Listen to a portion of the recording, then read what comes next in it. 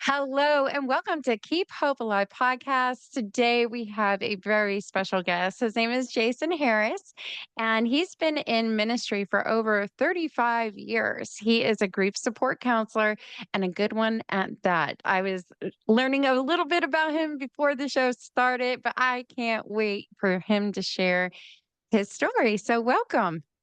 Thank you so much, Nadine. I'm excited about being here. Thank you for inviting Oh, me. no, you're welcome. You're welcome. So, really quick before we get started, I want to ask you just a silly question. And it's all about weddings. Oh, How many weddings have you been to in the past 15 years? gosh.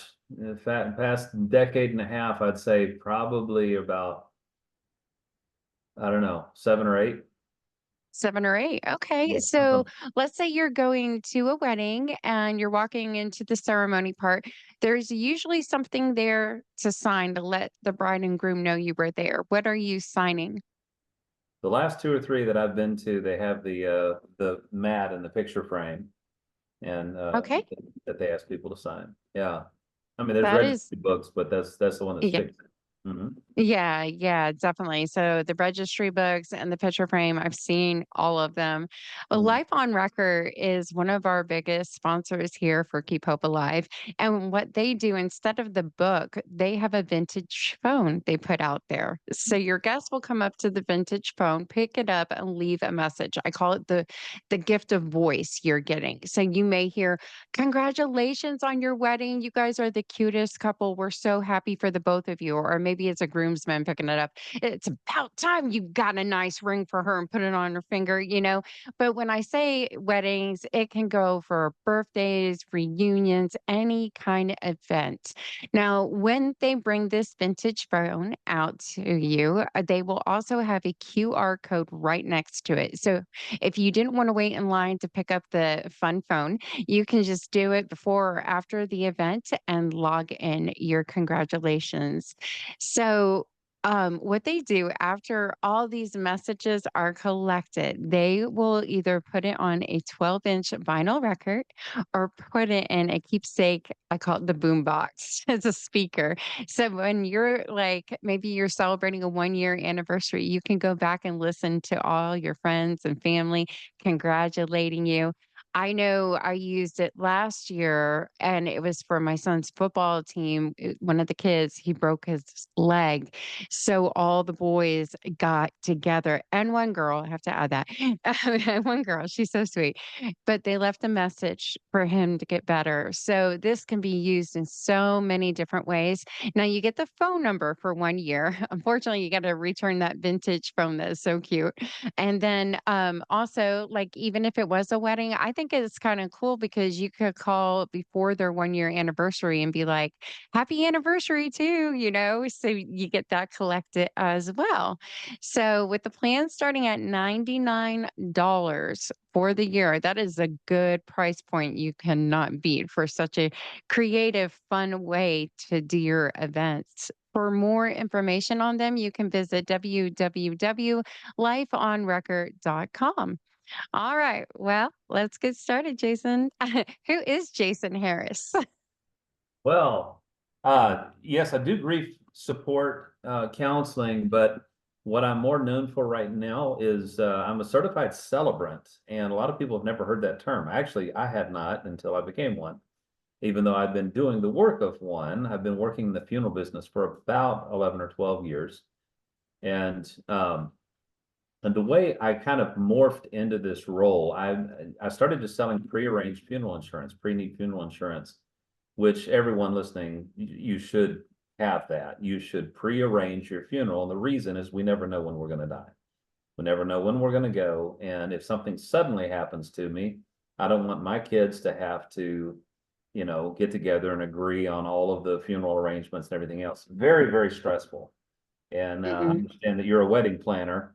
And Yep. what is the average time that most couples in America use to plan for their wedding? What is the I want statistic? to say about 6 to 8 months and Okay, 6 to 8 sometimes months. longer. I mean, Yeah, it's just, I've seen as if many they as have a long 18 months. engagement. Yeah, 6 to 18 months is what I've heard, and Oh, okay. Yeah. it can be a while. And when you think about wedding, typically has 3 parts. It has the rehearsal dinner, and sometimes the bachelorette party and the bachelor party, but the rehearsal dinner, and then the actual ceremony itself and a reception that follows. Yep. Well, a Mhm. funeral many times has a visitation the night before, it has the main event, and there's usually a reception that follows, or a graveside service, depending on the situation. Mhm. People don't get 6 to 8 months to plan for a funeral, for a life celebration. They get about 2 or 3 hours in a funeral director's office and about 2 or 3 days before the event actually starts, that people are scrambling around trying to find pictures and contact everyone and see if everyone can drop what they're doing to come to Uncle Jim's funeral or whatever. And that's incredibly frustrating, it's stressful. So I was Mhm. doing that, became very good at what I did, and I continue advancing in the company I was serving at the time, and became the East Texas market sales manager. So now my job was to help build relationships with like 50 funeral homes across East Texas. It was over 50 funeral homes. And what I found out was that this is a very tight-knit fraternity. Funeral directors know each other. And one day, one of the funeral directors said, "We have a family this week. They don't have a pastor. Do you think you could do the service?" Because they knew I had a ministry background. So I said, Mhm. "Of course, I'd be happy to. I'd just like to meet with the family." And so I did. Yeah. And it went well. Actually, the service went really well. And so then one funeral director told another funeral director who told another funeral director, and before I knew it, I was starting to be asked to do a lot of funerals for people that I never knew. See, when I was a pastor, and many pastors, they're just the go-to guy if somebody in the church dies, right?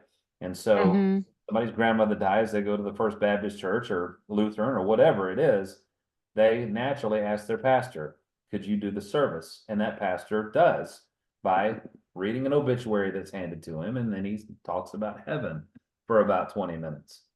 And the Mhm. reason for that, Nadine, is that pastors are not taught how to do funerals. And this never really occurred to me until I looked at it in hindsight. And what I mean by that, I went to 5 years of Bible college. I squeezed a 4 year degree into five because I transferred from another university. And then I went to 3 years getting my master's degree at a seminary in North Carolina. And in those 8 years of preacher training, if you will, I had exactly one lecture, not one class, not one course, one lecture about funerals. And that seems astounding to me. And so I began asking other pastors, "Hey, when you were in seminary, how much training did you get on doing funerals?" And their answer is always the same. "Well, it seems like there was this lecture."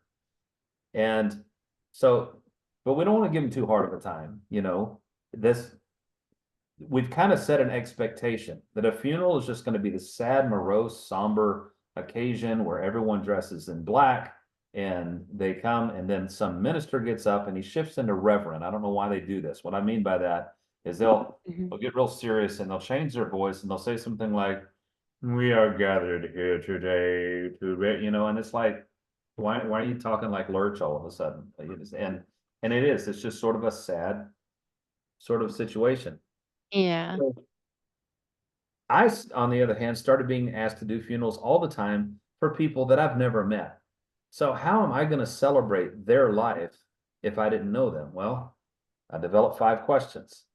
And so at the development of these 5 questions, if I can ask as many questions or as many people these 5 questions as possible, and when I will do a family intake where I get with the family, I'll hand them the questions, we'll talk about the questions, and then I'll encourage them. "Hey, if you want to share these on your social media, any answers that you harvest between now and the service time, whenever that is, get them to me." And then I work them. They're writing my eulogy and they don't even know it. And so then it becomes a very interactive, very participatory service. And to this day, Oh, that's good. I still have I still have people come up to me after a service, especially older people. I love it when old people come up to me and say, "Son, I've been going to funerals for 60 years and I've never seen or heard anything like what I just saw and heard in there." I have funeral directors tell me all the time, "Jason, we've never heard so much laughter coming out of our chapel. What are you doing in there? Are you telling jokes or what?" And I'm not. It's really just the answers to these questions. And I have fun with it. And so you can say, Yeah. I put the fun in funeral. I put the FUN in funeral. Yeah, that is awesome. I mean, to hear laughter and, everybody grieves. It's hard time, but if you can also talk about the good times from somebody passes, if it's mom, dad, uncle, brother, sister, whoever it may be, but I always say pretend they're right there at the funeral. They're watching you have this Mhm. funeral, Mhm. so, what would they wanna hear? For me, I'll use me as an example. I love karaoke, okay? Mhm. You too. So, Went last even night. Oh, that's good.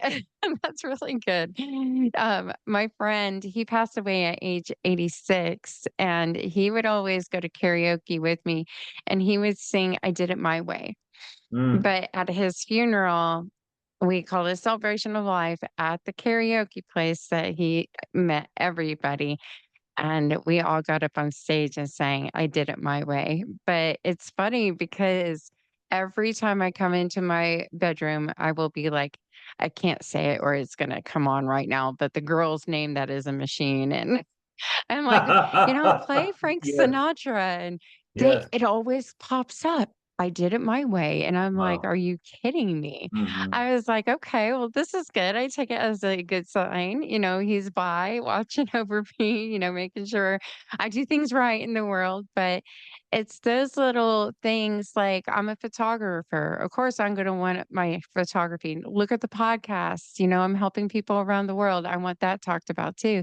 But I also want people to reflect on that. If they cry, yes, I learned from you. They can cry. And they need to. Yeah. As a matter of fact, one of the things that sets me apart from anybody else that's doing funerals that I know of, because everyone tells me they've never seen this before, and I did come up with it about 5 years ago. I'm gonna shamelessly advertise my book real quick. I That's wrote this good. book about 4 years ago called Good Grief Celebrates Your Life. And there's a lot I could say about the book itself, but the ninth chapter was my favorite chapter to write. It was the one I had the most fun writing. And the ninth chapter's title is called Lessons from a Hobbit, a Grief Dog, and a Box of Matches. And people always, yeah, exactly the way you just expressed right there. It's like, your what hurts? What on earth are you talking about? And all three of those are illustrations of the importance of people staying on the journey with the family beyond the funeral. Because I want to tell your audience something that you may or may not understand is the majority of families feel abandoned after a funeral. And the reason is because we have the grief support system flipped on its head. Everybody shows up to the funeral to get their arms around the family and say, I'm sorry for your loss, and they hug their neck, tell me, is there anything I can do? And that feels a little disingenuous to the family because nobody ever really means it, even though they're saying it. And so something I started doing about 5 years ago, and I have an example with me here. These are the matchboxes. In fact, this is the one that I used a week ago today. The guy who's on here, his name is Carl Davidson Hudson, or I'm sorry, Carl David Hudson. And on the back of his matchbox, as a matter of fact, you see here, he loved karaoke. And so I put a little karaoke microphone. He loved his Mhm. Southern Comfort. He collected Star Wars stuff. So we got a TIE fighter and X-Wing fighter, and then a couple of his nicknames, a couple of terms of endearment, Dr. Hookup, Bear Baby, and then his date of birth and when he passed is on there as well. The reason I make these matchboxes, little 32 Yeah. box kitchen matchboxes, I can get these at Walmart for 10 packs for $1, 97 cents, in fact. And so I'll make 70 or 80 of these. And at the end of his service, I'll get up and I'll say, on behalf of the family, I want to thank all of you for coming to Carl's service today. But I'm going to tell you something you may or may not know. They don't really know that you're here today. The family doesn't really know that you're here today. And the reason I say that is because they don't. They're kind of in a fog. They can't believe he's really gone. And they're still in that denial phase. The reason the funeral director gives the family a book with everyone's signature in it is because if they ever open that again, they will go through the pages saying, oh, wow, I don't remember that person being there. I couldn't remember that person being there because they don't. They're in a fog. And there's exceptions to every rule, of course. But let me get back to the matchbox. So I'll say, I want you to take one of these matchboxes home with you and put it in your kitchen junk drawer because I know you got one. In fact, some of you listening have three. That's okay. Put it in your favorite one. And the reason I want you to do that is throughout the year, as this family, as his wife specifically, Pam, is going through all of her first anniversary without Carl, first Thanksgiving, first Christmas, Yeah. Father's Day, first. They're all firsts. That's when everybody's gone. That's when all of the family and the friends that came to the funeral, they leave, they disappear after a couple of weeks. And it's about 2 weeks after a service that the real grief, the first tsunami just knocks them off their feet and they gets through that numbness. And so Yeah. throughout the year, when you go to light birthday candles for a child or dinner candles and you just need a match, or if you're going to light a fire in the fireplace or a barbecue grill outside or anything like that, or if you're just going for a pair of scissors or a roll of tape out of that junk drawer in your kitchen and you roll that out and see Carl looking up at you, you don't need these to remember Carl. Of course, we're all going to remember Carl, Yeah. but reach out to his wife and say, hey, this is all I want you to say. Remember the matchboxes the weird bald guy gave us at Carl's funeral? I don't remember his name, but look, all I want you to know is we use those matches today. And we really miss him. You know, I can't pass a karaoke bar without thinking about Carl. And I warned them. I said, look, if you're planning on saying something stupid, you don't get a matchbox because there's lots of stupid things that people say to grieving people, mainly because we don't know any better. But anything, I'm telling you right now, if the first two words out of your mouth to a grieving person is at least, you need to shut up and not finish that statement because it's not going to land well. If you say, well, at least he's not suffering, at least he lived Yeah. 63 years, or at least he's in a better place, or at least God won't give you more than you can handle, or any of those things. These are things that we've picked up along the way that we think is going to put a silver lining on the cloud of grief that's over them. And that's not what they need. They don't need that. What they need, the reason I wrote the book, Nadine, is because these 5 questions have served far beyond just writing a eulogy for someone that I didn't know. And I discovered this organically about 3 months after I started using these questions. I was flying somewhere on an airplane, and it's better to fly in an airplane than just, without one. And so if you're sitting next to me on a plane, I'm that guy. Mm. I'm that guy that, we're going to be friends before we leave the gate. And so this lady next to me, I'm asking her, are you coming or going? Where are you from? What do you do? Yeah. All those things. And when she reciprocated and said, well, what do you do, Jason? I said, well, it's going to sound a little funny, a little strange, but my passion is speaking at funerals and helping families celebrate the life of their loved one. But my real passion is grief support. And as soon as I said that, and this is always true, 99% of the time, she immediately came back with someone that she lost. She said, Jason, where were you 2 years ago when my mother died? I said, really? I'm sorry to hear that your mother died. And what naturally fell out of my mouth very organically was, do you mind if I ask you a few questions about your mom? And no one ever says to me, no, I don't want to talk about her. They're like, sure, fire away. Because what's so counterintuitive here, and please hear this, people need to talk about the person they lost. They want to talk about the person they lost. Yeah. Everyone shuts down when the person they lost is brought up because they're afraid they're going to be uncomfortable with your grief. They're going to be afraid that what if I make you cry? What if you get sad? What am I going to do if that happens? And so a lot of Yeah. people hear, I lost my mother 2 years ago. They go, oh, well, I'm sorry. How about them Cowboys? And they'll change the subject. And it's like, let's talk about something different. So when I asked, Yeah. you mind if I ask you a few questions? And she said, sure, that'd be great. I used these same 5 questions. And by the end of it, we'd been laughing together and then we were crying together. And about 3 hours after we landed, I got a text message. And I didn't recognize the number because I didn't put her in my phone, but she had my number. And the message simply says, you have no idea how much I needed that. Thank you. Yeah. And Yeah. I thought, wow, I may be onto something here. I need to write this stuff down. And it gave birth Yes. to the book, along with 2 other applications to the questions besides sitting by someone on the plane. So Oh my it's goodness. I gotta read your book. I want to. So, it's yeah. available on Audible too, as read by the author, and so fine. Thank God. I always So, ask that. I'm so just if like, you, is it on Audible? Because I notice I'm more of put my AirPods in, lay down, rest, and listen to a good storybook or whatever, that yeah, I'm well, it's me intrigued reading it with. to you. Yeah, Oh, you will. yes, it's me reading it to you. Yay! Yay! Yeah, I definitely I'm gonna find it then. I will make that my next well, I have one book ahead of you, Okay, but then I'll make it my second read. excellent. So, but yeah, definitely. Man, I'm just like in awe because of what you do is so helpful. And at the same time, I know grieving, but you're bringing that, I want to call it a sparkle of hope and joy.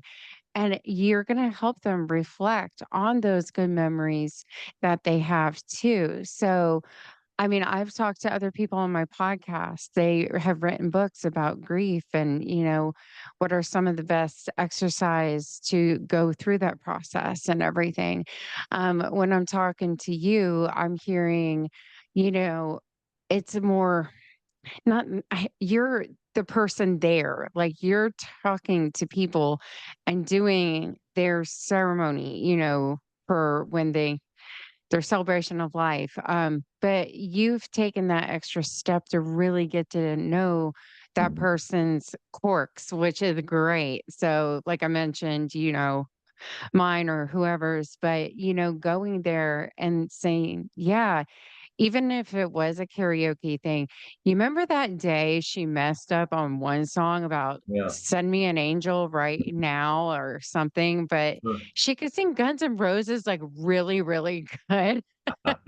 But it's those little things, I've always looked into a roast, and I know that sounds weird right now, but it is kind of like a celebration bringing back the memories, the good memories. You could call it something else, it doesn't, but in that concept too, maybe it's before, the ceremony, the day It's before. almost how those it's almost how they feel. Almost feels like a roast in a way, believe it or not. Yeah, so I know the process is shorter too because my friend okay, I'm not gonna cry. Okay, well, it's almost been like 2 years now, but she's not with us anymore, and I would talk to her all the time, like every day at 5 o'clock, and Mm, we've always talked about wanting to be heard, hence being heard with Keep Hope Alive is born all of a sudden. mm. So, but, it's weird because she's on the other side, but I'm hoping she knows what I'm doing to carry on her legacy too. So, whether it was relationships or children or dogs, in Mm. general or medications, like, because we both go through chronic pain, we always had something to talk about, learn from, and it was the most enjoyable conversations I've ever had. But like, I couldn't get to Indianapolis for her funeral, and I felt so bad. But now, like with live streaming, do you do that also live streaming with some of the funerals? Yes, that's usually based on the funeral home's ability to do so, but yeah, many times they will. Mhm. Yeah, I have a friend who helps out with live streaming, so what he does is very important in my eyes too. But yeah, definitely. I love also how, on the back of the matches, you do that. I mean, for me, it'd be like lighting a candle each time, Mhm. maybe with the match, go, this is for you, but just little things like that. So, but really quick, I got to break into a quick little sponsor commercial. We have a second, right? All right. So I don't know if you ever seen these. These are called snap bands, and snap bands have this beautiful elastic right in the back. So these are made with mantra words. Mine says hope. There is a new mantra word faith. If you ever want that, you have to go to the promo code and write KHA for Keep Hope Alive. There is peace, joy. There are so many different mantra words, but the great thing about this is a cognitive way to help reduce stress, depression, PTSD. With the gentle tug of this band against your wrist, it helps send a signal up to your brain. And what I always do, and I can have proof now because I was just in the hospital, I've always prayed for all my nurses. Like, I hope and pray that they can find a vein because usually it's hard. I'm like, I was just in the hospital. Let's see. Yeah, it's just in the hospital. That is what I'm praying. I do not want to happen. So I'm literally always praying over who has to take that shot and find the vein. But with that being said, it does help. This I've been wearing mine for like 8 or 9 months now, and just it kind of relieves that I'm going to put my brain set in a different thought process to help relieve it too. So with snap bands, they come in all different colors, all different mantra words. They do help. All proceeds will go to one of the charities that help people with depression and stuff like that. So, but to find out more information about them, you can go to www.snapbands.com and let me spell that out also. It's SNAPPBANDZ.com. And also, for Jason, while I'm talking to him, if you ever have any questions, I do have a call number. You can call in and ask him questions at 833-780 HOPE, which I believe is 4673. Yeah, I think so. Don't quote me on that one. But definitely, you can always reach out to us there. There's also on the website a little place to leave a voicemail too, and we'll get those answered for you. So, I want to go back into everything now. The book, people can go and find your book like on Amazon or your website. Okay, and then I'm gonna be adding it to the website here for under the store location. So if you're watching this, go to keephopealivepodcast.com and go to the store link and you'll be able to find it. So, but when you named it Good Grief, and every time I hear good grief, I always think Charlie Brown. I'm sure Most people people tell do. you that all the time. Sure. So, Well, and I was a little sad. The reason I added the subtitle "Celebrate Your Life," "Good Grief, Celebrate Your Life," is there was already a book out there called "Good Grief," and it made me sad because I thought that was my idea, but I guess there's nothing new under the sun. So that's why I had to add a subtitle of "Celebrate Your Life." well, I understand about subtitles. Keep Hope Alive was taken for podcasts, but my name is very uncommon. So by Nadine. So that's how you find it really quick too. So, but Sure. it's picking up, I think it's not Jesse Jackson. I think there's another Jesse guy out there with Keep Hope Alive and stuff. But as I get more views and more subscribers and stuff, we're coming along and we got this. And what I love about this podcast is people want to be heard and share their hope stories, which is amazing. So now, 35 years of ministry and going to school, I mean, that's a lot. My son said he wants to become a minister. Hmm. So I was just like, but he's like, I want to do pro football and then be a children's minister. And so in my head, it's like, does he start going to school for that now? So I got to figure all that stuff out. But yeah, I'm actually definitely. rolling out a training course, a 1-day training course to certify celebrants. Anyone that would like to learn to do what I do, I believe I could teach them in an afternoon or in a day, like from 9 to 3. And I'm going to start making that more available, like on podcast, well, not podcasts, but like webinars and Yeah. things. So that's going on behind the scenes right now, trying to roll that out soon. Because, but just as surely as ministers have not been trained to do funerals, people in general have not been trained to do grief support. Uh, I mean, Yeah. sure you didn't have a class in high school on what to say to grieving people. No one has. Yeah. why that Nobody has. why Yeah. it's so awkward. And one thing, if you don't mind, this is very spontaneous and this is live on the air. And if you don't feel vulnerable enough to do this, but I wonder if I could ask you the questions about your friend who passed. Yeah. Go ahead. Okay, first of all, what was her name? Charity. Charity. What a beautiful name. Yeah. Okay, well, the first question I asked the family is, what did you call Charity? Did you always just call her Charity, or did you have any nicknames for her? I call her Chair Bear. She didn't I never called her Bear in front of her, but Chair, be like, "Chair, don't do that." So that was the fun part. But then, coming down here in Texas, like, "Hey girl, what's up?" That's our thing, Oh So yeah. she was called that, but Chair. I loved calling her Chair. Well, So beautiful. Well, the reason I asked that question right out of the gate is because most ministers are handed an obituary with an obituary name. Like if someone would have spoken at my grandmother's funeral 25 years ago and talked about Mabel Lee Harris, in my mhm. brain, that would not connect with that at all. I'd be like, who is he been talking about? Because that's not what I didn't call my grandmother by her name.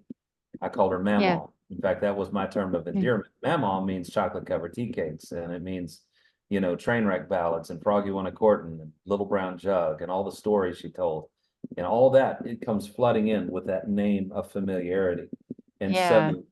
so Charity, but you called her Chair, or sometimes Chair Bear, maybe not to her face, but Yeah.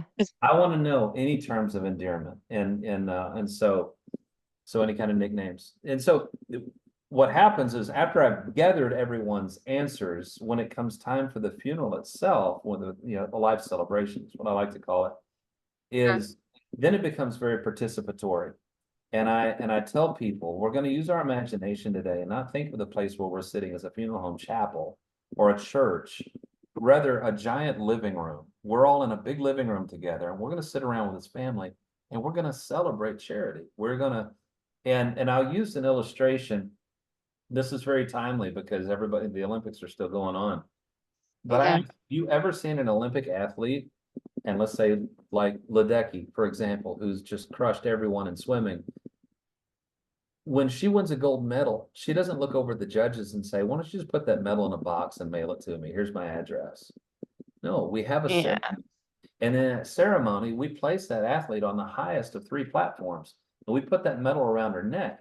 We raise the banner of her country and we play the anthem. And if you look close at her face, and most people in a medal ceremony, you notice there's crying, there are tears, Yeah. but Yeah. they're not sad because the race is over. You see, they're crying because of all the hard work, and the people that they love and have supported them the most are out there saying, look what you did. Look what you've Yeah. accomplished. That is what a celebration of life is all about. It's supposed to be. And I will even say, look, this is her platform and you are her banner. You are her anthem. And so we are going to celebrate her today. And so after I've shared the answers of what other people called her, I said, does anybody else out there know of any nicknames that she had? And the family sometimes learns things now because a couple of classmates may have said we called her a love child or whatever because her name's Charity. Who knows? And but it doesn't get very open like that until the second question. The second question that I would ask you, if you could describe charity with only one word, what would it be? Charity was what? Creative. Okay, that's good. Yeah. And Yeah. that's the first word that came to your mind. You know that I can ask 10 different family members that question during an intake with a family. I can even ask them to write down your answer. And then they write it all down. And then I go around the room, okay, read your answer. And I will literally get 10 different answers, almost every. Yes, you will. Sometimes there will be, and they're all right, they're all accurate. But it's Yep. what I so much appreciated about this person. This is who they were to me. And so after I've shared those answers, then I could say, now what are we leaving out? Just raise your hand. I'm not asking for a speech. I'm asking for one word. Just shout it out.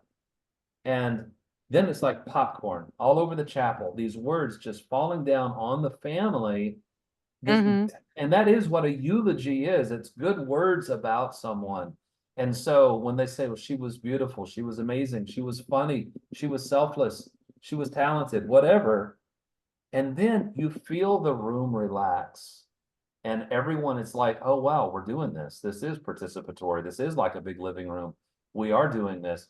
And and then people start to get the freedom to put their tongue in their cheek and say things like, well, she was kind of stubborn, or she was sassy, or she was Outspoken. outspoken, or she was opinionated, or she was ornery, or whatever. And with that, like I said, it's a little bit like a roast. People are chuckling, but they know that they love Yeah. it. And I want to tell you one of my favorite definitions of grief that I've heard just a few weeks ago. It's that grief is love with no place to go. And I think that's so accurate because I still have all this love for this person, but the target is missing now. The target is not there. And so if we just have a traditional funeral where people are reading off an obituary, plastic-like, very flatly, and then saying somber words and everything, everybody just feels that despair is just like crushes their chest. But when they can Yeah. express that love about that person out loud and everything, that is like a release valve. And so the third question, and I'll hurry, the third one is, what's one of your favorite memories of Charity? And it could be a general memory like, sure love taking pictures with her, or I'll never forget the time that this happened. I didn't get to see her that much. I only saw her once. So, but we'd even hang out. Like, I think we might have said hi to each other, but it was calling on the phone was our friendship. So, I remember she did something really stupid, really, really, really stupid. And I had to backtrack. "You did what?" And she's like, I know." And I was just like, "No, analyze this with me." And she goes, "Okay." So we would go through talks like this, but it was one of the memories that actually stand out. You never knew what was gonna come out of her mouth. So, but I wish I could tell more about that one, but I can't. That's all But right. Well, and that's you did good though. I mean, and I'm telling you, this is where a lot of the laughter comes from. A great deal of the laughter, because when you ask somebody what's one of your favorite memories, it's usually when something silly happened. Many times yeah. something crazy happened. The first time I used this very question was with a lady who had lost her husband of 26 years, and he died very suddenly. It was very unexpected. And she was in my arrangement office just hours. It hadn't even been 24 hours after he had passed. And so when I was asking these questions and I got to what's one of your favorite memories of your husband, I was anticipating some romantic trip, some kind of a big, maybe a cruise or their honeymoon or whatever. Yeah. But the very first thing that fell out of her mouth, and I mean just this quick, she said, well, we've got a really steep driveway. And I thought, okay, where's this going? And she said, I once watched my husband ride an office chair out the garage and down the driveway and across the street just to see if he could do it. And so you got a big grin on your face. You don't even know this guy. You have no I don't idea. know, but it's I do It's a something funny, stupid like it that is. too, so It's I'm not silly. the only one. Yes. And so, and it took me 7 seconds to say that. But if I repeat that story in a room full of his friends, full of Yeah. people that know he's a hold my beer kind of guy, like, hey, y'all watch this. And Yeah. they were holding their sides. They were rocking back and forth in their chairs. I mean, laughing Yes, and laughing. tears in their eyes. And they were laughing because, and so stories, I can collect several memories like that Mhm. and be able to share several of them in a span of 3 or 4 minutes.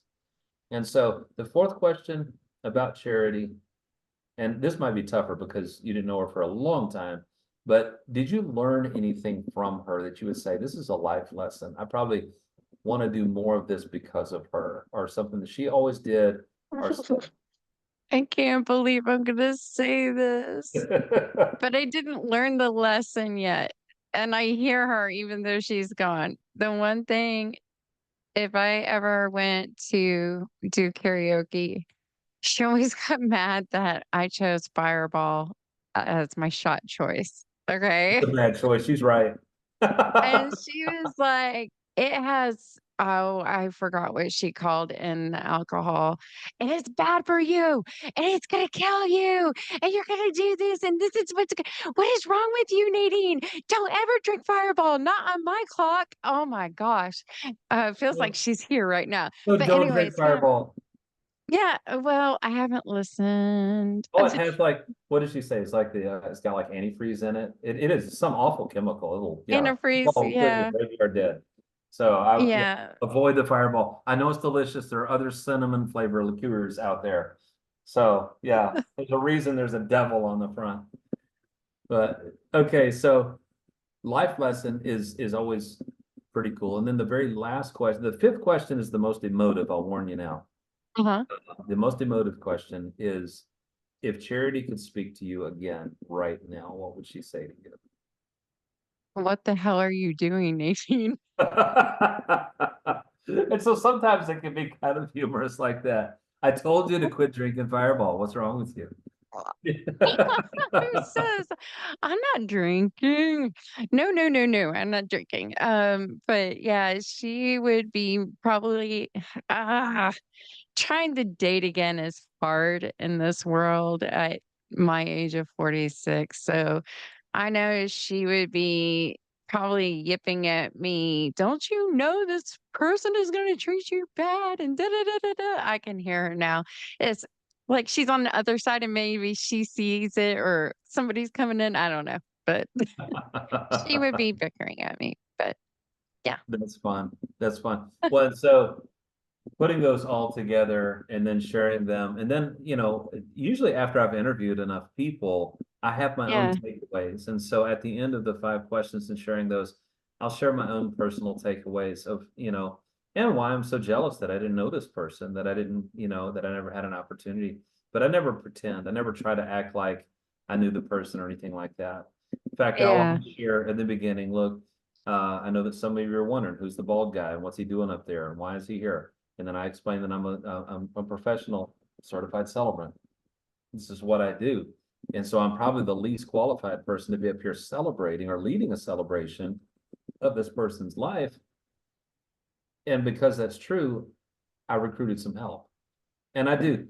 I mean, I think I told you before the show, I put between 20 and 25 hours into a service. And Yeah. and that's important to me. And making the matchboxes. And this is the one actually that I did. Oh, now I've got a blurred screen. So this is the There we one go. that I Yeah. did yesterday. And now this lady she passed at 75. So this is a much younger picture of her, but it's a great picture. Mhm. Her family picked it out. And then on the back, she loved to quilt. She was into birding, and then and she loved beading. That's a necklace down on the bottom Right. that Did you she say birding? birding, like bird watching. But that's the Oh, yeah, I was like, enthusiast. birding, is that a new Yeah. word? No, enthusiasts call they. I mean, you Google birding and your screen will give explode. And so Okay, people that are hashtag birding. I yes, think that's cute. That her yes. matchbox is amazing. So And I so love it. Yeah. yeah, and the family loves it. Yeah. I don't know if I can read that because it's kind of small. It says it started out as a hobby, and I had no idea it would come to this. And so that was the quilting thing. But again, doing that, Yeah. it gives people an opportunity to stay on the journey. And what I'm going to say about the other two applications, the reason I have I would love to come to either your church, your school, your place of business, or if you have any kind of community group or networking group, and let me keynote, let me talk, or even do a breakout session or anything like that. I have a talk called 5 Questions That Will Change Your Life. Well, these are the 5 questions, but there are 2 other applications we haven't talked about. I can just say very quickly that one of the chapters of my book says, don't wait until somebody dies. What if you introduce a new tradition in your family that at the next family gathering, whether it's a reunion or Thanksgiving or Christmas, you just put everybody's name in a hat and you draw Yeah. one name out and say, hey, we're going to talk about Aunt Mary today. And Yeah. have a seat up here in the front of the room, and we're going to go around. Hey, what's everybody call Mary? And well, there may be some kids there that call her Mimi or Granny or whatever. And there may be others that have a nickname for or whatever. Yeah. But then if you could describe her with just one word, what would it be? Go around the room, there may be 20 people in the room, and she gets to hear everybody's answers. And there's just a grin on Yay. her I face love it from though. ear to ear. And then what's one of your favorite memories of her with Mary so far? Hey, do you remember that time that we were at the shopping mall and we did this and that person, lost their pants or whatever, who knows? And Yeah. and so then there's that. What's a life lesson that Mary's taught you so far? What do you do that you probably do because of Mary? And Yeah. watch this, the thumb screws get tightened on Mary when it's like, Mary, if you were suddenly taken out of this world, like in a car accident, knock on wood, pray to God that never happens. But if you were suddenly not with us anymore, what's the one thing you wish you could come back and say to us? And Oh, now you see, my mom would probably be like, I'm putting myself in that. She would be like, you didn't eat enough vegetables, Nadine. right? And so you can do that, but then the final application, you're kind of getting the whole talk in a nutshell here, is the reason I call it 5 questions that will change your life. So the final application is, what if I turn these questions in introspectively? What if I ask Hmm. myself, what terms of endearment do I have? What do people call me? Have I earned any nicknames or whatever? And if there was one word that people would describe me with, what would it be? And what do I hope that word would be? And the most important question of that in consideration is, am I being it? If I want people to say, Huh. Jason, it's really funny, Jason, you're really encouraging, Jason, you're, whatever, you're very inspiring. I want to make sure I'm being those things. And then Yeah. am I making memories with people that I love, or am I so busy with my work that I'm not taking the time to stop and smell the proverbial roses and go and do things with this person that I love? And am I Yeah. teaching life lessons? Would Yeah. you have an answer for that when they say, did Jason teach you anything? No, he didn't really teach me anything, you know? But But you're then, teaching a lot. I know I want to follow up with you, yeah, especially because I think what you're doing is amazing. I actually want to learn from you. So, well, surprise. that final question, and I say this in my book to the reader, and as a matter of fact, if you read my book, the book is dedicated to you. The dedication pages says this book is dedicated to the reader and the memory of all the loved ones that you've lost along the Yeah. journey so far. But the last thing that I say to the reader is, if you were suddenly taken out of this world, what's the one thing that you really wish you could say to the people that you love the most?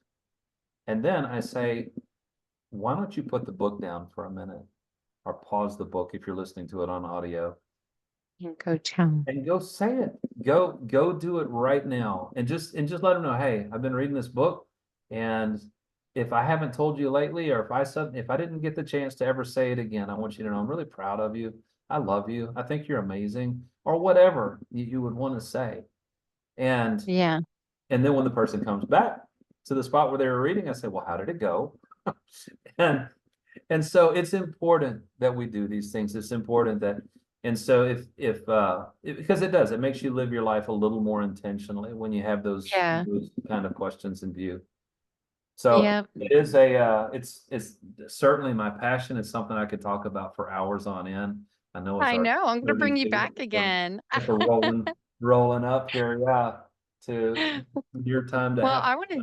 I want to thank you for coming on our show and everything. And I'm serious about bringing you back because I know we can dive in so much more and talk about different things. So I hope you'll accept that invitation.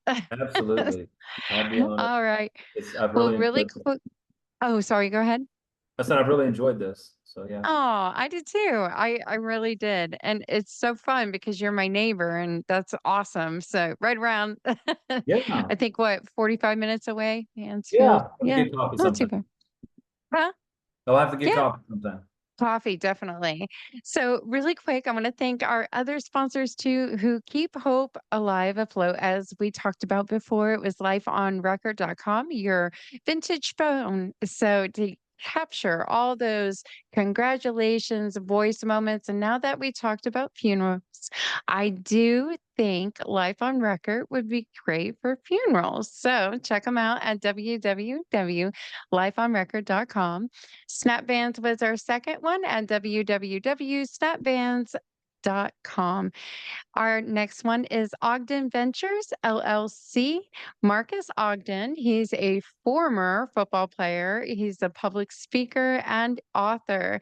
You can visit his website at www.marcusogden.com or yeah, Marcus.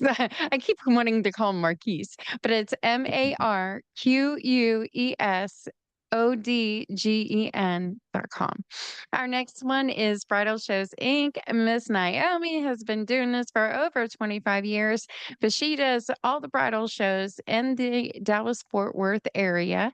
And she is so wonderful about doing these shows. It's like 5 or 6 shows out of the year, and you can meet your vendors, your caterers, your DJs, your party rentals, you name it, and get those vendors all booked up and everything. Our next one is Bryce Harney at www.brycemagic.com. Mr. Bryce Harney has been on some TV shows. He's on tour right now, but he is a mind mentalist, a magician who is wonderful. I tell people go look at the website and also do some searching on YouTube with his stuff. You'd be very amazed, and he's up to hire for your next event as well. MilesandSmilesEvents.com is Deborah Rose. I love her. She is down to the point accurate. She is a handwriting analysis. I can't talk. Analysis and lipstick reader.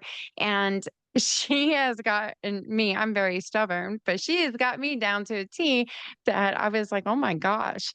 And then I worked with her at a couple events and seen other people go through her line as she's there. They were like, "I can't believe it." So there's a part of me that says she's this good. I wouldn't go to the rest of the event. I would just wanna watch her. But follow her, get to know her. She's amazing. Our last one is richmondpunch.net. Richmond graduated from the Juilliards back many years ago, probably over 30 years. No, maybe even oh, I'm telling your age, Richmond. I'm glad you're my friend.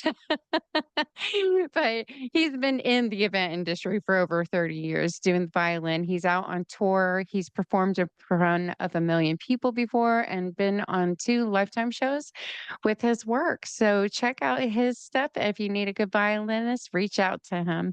But other than that, I would like to say thank you one more time. And definitely wherever you find your podcast, you can find Keep Hope Alive. So until our next show, bye guys. Thank Bye. you Thank so you much. so much, Jason. It's been Till a next time, pleasure. love and light. All right.